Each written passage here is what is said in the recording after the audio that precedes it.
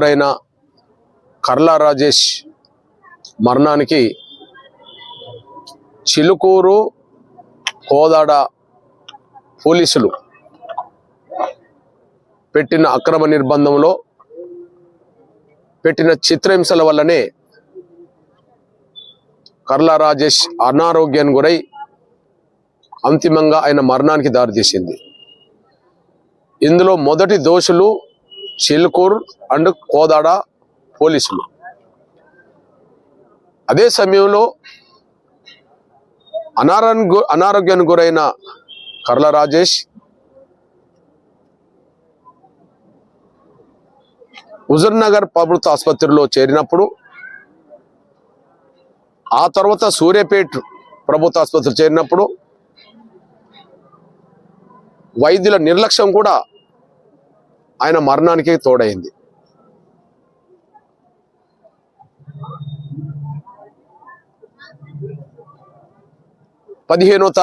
November 15 తారీఖు నాడు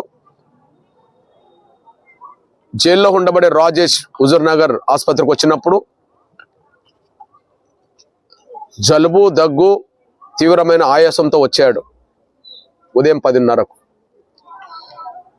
ఆయాసంతో వచ్చిన వ్యక్తిని అన్ని కోణాల్లో పరిశీలించకుండా కేవలం జలుబు, దగ్గుకు సంబంధించిన టాబ్లెట్లు ఇచ్చి మళ్ళీ జైలుకు పంపారు. జైలుకు పంపిన తర్వాత మరొకసారి తీవ్రంగా ఆయాసం వస్తే ఆయనను మళ్ళీ హుజూర్నగర్ ప్రభుత్వ ఆసుపత్రికి తీసుకొచ్చారు.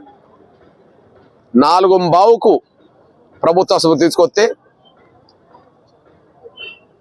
దాన్ని ఐడెంటిఫై చేయడానికి, ఆయాసం పెరగడానికి ఐడెంటిఫై చేయడానికి వాళ్ళు ఏదైతే ఈసీజీ తీసినప్పుడు ఆ ఈసీజీలో ఆయాసం పెరగడం వల్ల ఏదైతే గుండె సంబంధించిన సమస్యలు రావాలో అది వచ్చేసినాయి.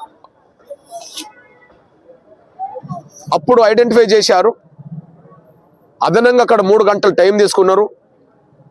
ఇక్కడ 8 గంటల వరకు, 8:15 వరకు ఇక్కడికి తీసుకొచ్చేసారు. హుజూర్నగర్ ప్రభుత్వ ఆసుపత్రిలో ఏ సాయంత్రం అయితే ఈసీజీ తీశారో అదే ఈసీజీ ఉదయం 10:30కు వచ్చినప్పుడే తీస్తే ఆ తీవ్రత అర్థమయ్యేది. ఆ సమయానికి సూర్యాపేట పంపినా కూడా తర్వాత గాంధీ ఆసుపత్రిలో చేరడానికి దారితీసేది. అక్కడ ఉదయం పూట సీరియస్గా వాళ్ళు తీసుకోలేక